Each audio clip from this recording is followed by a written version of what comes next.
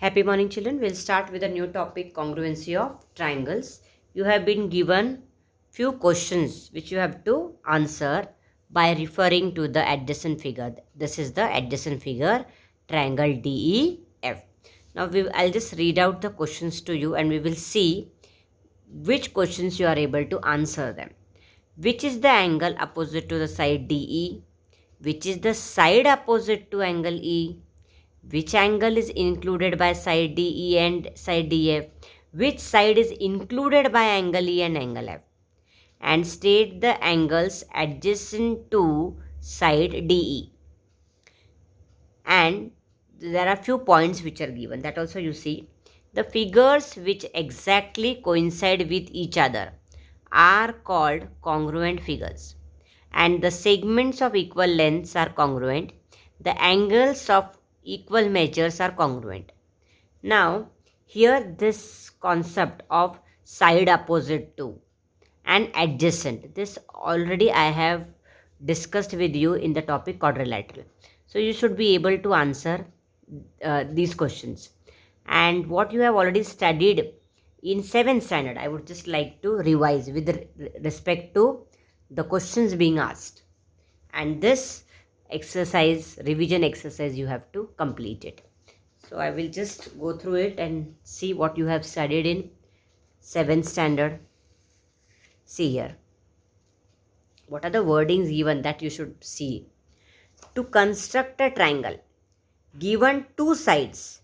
You have been given two sides.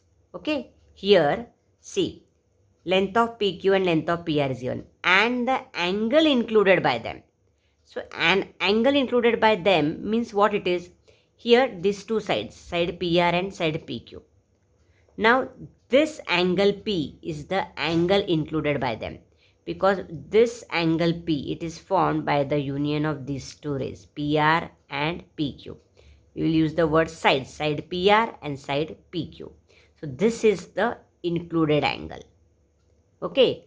Now that is what the question is asked related to it. No, like here the question is asked, which angle is included by side DE and DF? So here side DE and the other is side DF. DE and DF. So which will be the included angle? Angle D. So like this, the remaining questions you have to answer. Then they have also spoken about included side. See here which angle they have said, then which side.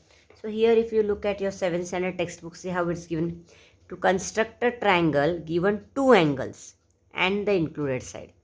Now two angles have been given. So see how the figure looks like.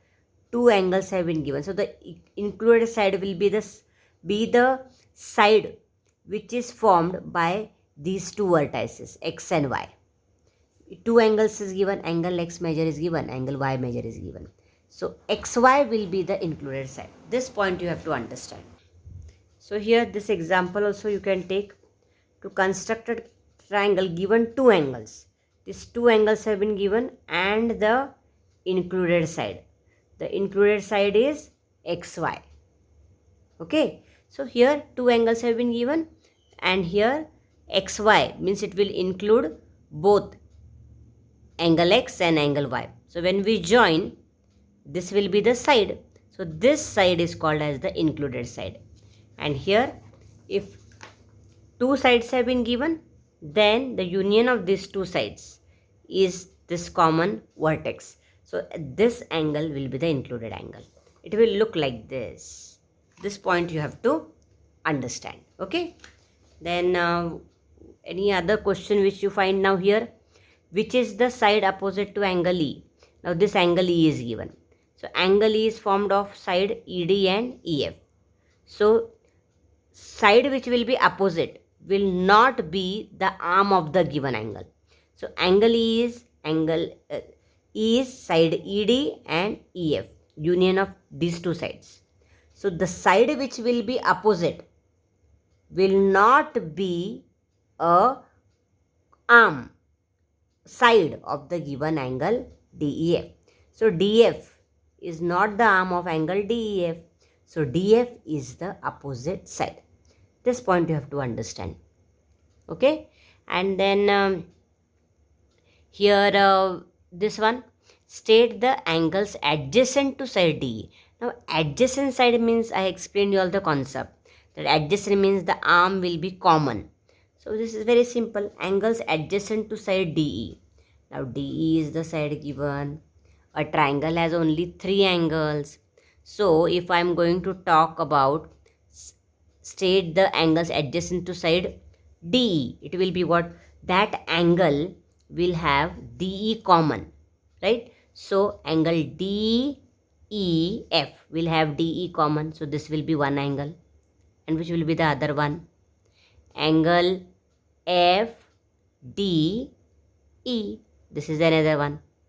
So these two angles will be this question's answer, which state the angles adjacent to side DE. So DE will be common for angle EDF and angle DEF. It will not be common for angle F. But for angle F, these two sides. Okay. Now the next one is the figures which exactly coincide with each other are called congruent figures. And the segments of equal lengths are congruent. And the angles of equal measures are congruent. These points have been given. And in your 7th standard textbook, there you have already covered all these points. See here. Let's learn congruency of segments. Everything you have learned. See, segment AB is congruent to segment PQ. They exactly coincide with each other. Then you have all studied this. See, if given line segments are of equal length, they are congruent. And this is the congruency symbol.